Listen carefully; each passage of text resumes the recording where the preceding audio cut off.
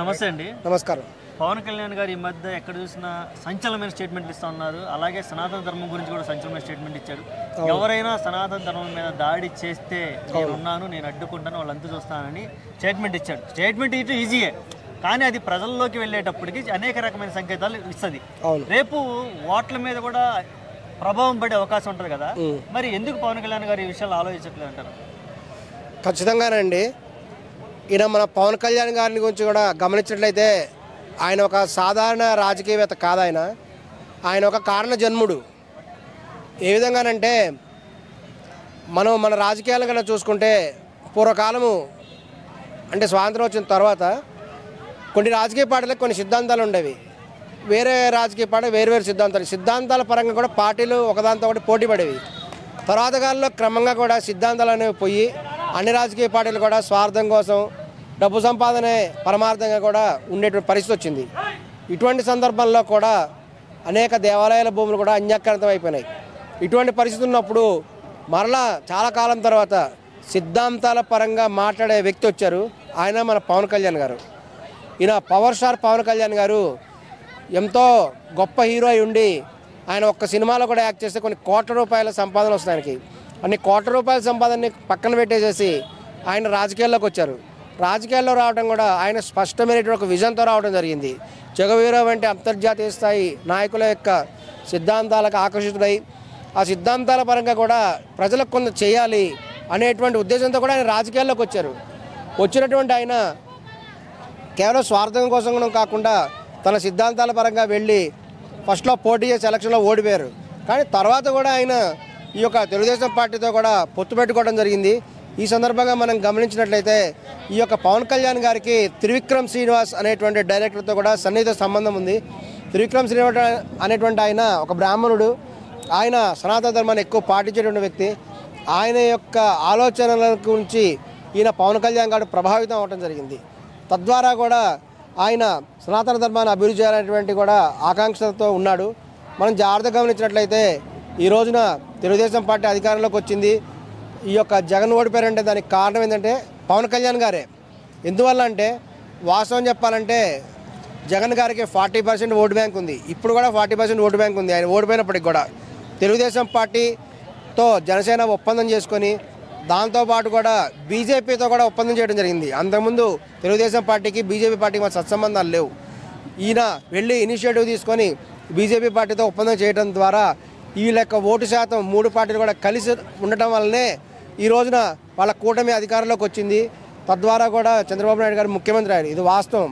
ఇదంతా తెలుసుకునే చంద్రబాబు నాయుడు గారు కూడా ఈయన డిప్యూటీ సీఎం చేయడం జరిగింది. ఆయన చాలా స్పష్టంగా చెప్పారు అవినీతి నిర్మూలిస్తానని, ఇంకా అనేక సిద్ధాంతాలు చెప్పడం జరిగింది. వాటి గురించి కూడా ఆయన తీవ్రంగా కూడా కృషి చేస్తున్నాడు. అంతేకాకుండా మొత్తం గమనించి ఎక్కడైతే అవినీతి ఉందో వాటిని నిర్మూలించే ప్రయత్నం చేస్తున్నాడు. ఎక్కడైనా ఈ యొక్క ఇబ్బందికరమైన విషయంలో ప్రజల సమస్య ఉన్నప్పుడు ప్రజల సమస్యలని తీర్చడానికి కూడా ఆయన ఇనిషియేటివ్గా వెళ్తున్నాడు. ఇది గమనించాలి. లోకేష్ గారి కంటే కూడా ఈ యొక్క పవన్ కళ్యాణ్ గారే చాలా డేర్ అండ్ డాషింగ్గా వెళ్తున్నారు ప్రజల్లోకి. దీన్ని చూసి కొంతమంది తెలుగుదేశం పార్టీ నాయకులు కూడా వర్మ వంటి వాళ్ళు కూడా ఆయన పట్ల కక్ష పెంచుకొని ఈర్ష్యతో ఆయన తొక్కేయడానికి కూడా ఆల్రెడీ ప్రయత్నం ప్రారంభించారు. కానీ చంద్రబాబు నాయుడు గారితో పవన్ కళ్యాణ్ గారికి ఉన్నటువంటి ఈ యొక్క గుడ్ రిలేషన్ రీత్యా ఆయన కూడా స్పష్టంగా కూడా ఈ యొక్క డిప్యూటీ సీఎంగానే ఉన్నారు. ఈ సందర్భంలో కూడా చాలా గమనించినట్లయితే ఆయన ఈ యొక్క ఆధ్యాత్మిక భావన కూడా పెంచుతున్నారు. ఎందుకంటే ధర్మో రక్షిత అనేటువంటి దాన్ని కూడా ఆయన ఆచరిస్తారు కాబట్టి ధర్మాన్ని, కాబట్టి అది మనల్ని తప్పకుండా కాపాడుతుంది.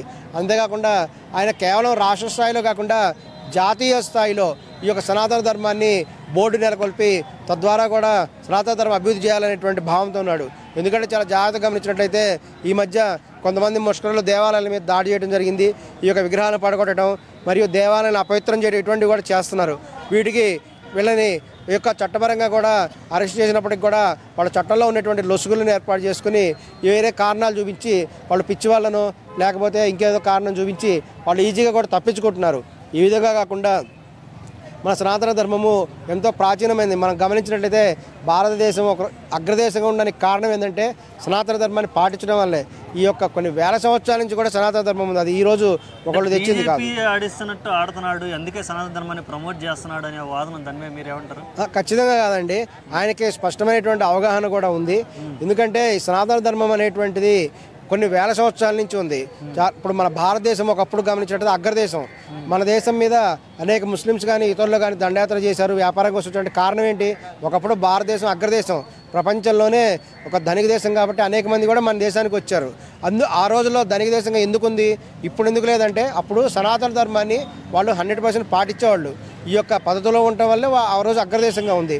మరలా కూడా భారతదేశాన్ని అగ్రదేశం చేయాలంటే మరలా సనాతన ధర్మాన్ని పాటిస్తేనే మరలా భారతదేశం అగ్రదేశం అవుతుంది. రాజకీయంగా తన ఎదుగుదలకి కేవలం ఒక హిందూ ధర్మాన్ని పాటిస్తూ హిందుత్వాన్ని ముందుకు తీసుకెళ్తే ఓటు బ్యాంక్ ఏమైనా తగ్గే అవకాశం ఉంటుంది కదా, మరి దాని గురించి పవన్ కళ్యాణ్ ఆలోచించట్లేదా?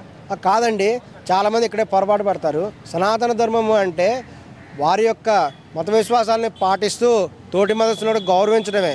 ఇందులో వాళ్ళు ఎక్కడ కూడా తోటి మతస్థులను ఆయన కించపరచడం కానీ అవమానపరచడం కానీ ఎక్కడా చేయలేదు. ఆయన సనాతన ధర్మాన్ని కానీ పాటిస్తే భారతదేశం అగ్రదేశం అవుతుంది. అందుకని ప్రజల ఓటు బ్యాంక్ కూడా పెరుగుతుంది. ఇప్పుడు గమనించినట్లయితే అనేక దేవాలయాల భూములు కూడా అన్యాక్రాంతమైనాయి. చాలా చోట్ల కూడా ఈ ధర్మాన్ని పాటించకపోవడం వల్ల, నైతిక విలువలు లేకపోవడం వల్ల సమాజంలో అనేక నేరాలు ఘోరాలు కూడా జరుగుతున్నాయి. ఇవన్నీ తొలగిపోవాలంటే ఒకటే మార్గం, సనాతన ధర్మాన్ని కనుక పాటించినట్లయితే సహజంగానే అన్నీ కూడా ఎక్కడ కూడా సెట్ అయిపోయి మరలా ప్రజల యొక్క ఆదాయం కూడా పెరిగి మళ్ళా భారతదేశం కూడా ఒక ధనిక దేశంగా అగ్రదేశంగా మారుతుంది. ఆ విధమైన ప్రయత్నం కోసం మోడీ గారు చేస్తున్నారు. వాళ్ళకి సపోర్ట్గా పవన్ కళ్యాణ్ గారు కూడా చేస్తున్నారు. వీలైతే భవిష్యత్తులో బీజేపీ యొక్క సపోర్ట్తో పవన్ కళ్యాణ్ గారు చీఫ్ మినిస్టర్ అయ్యే అవకాశం కూడా ఉంది. ఓకే అండి.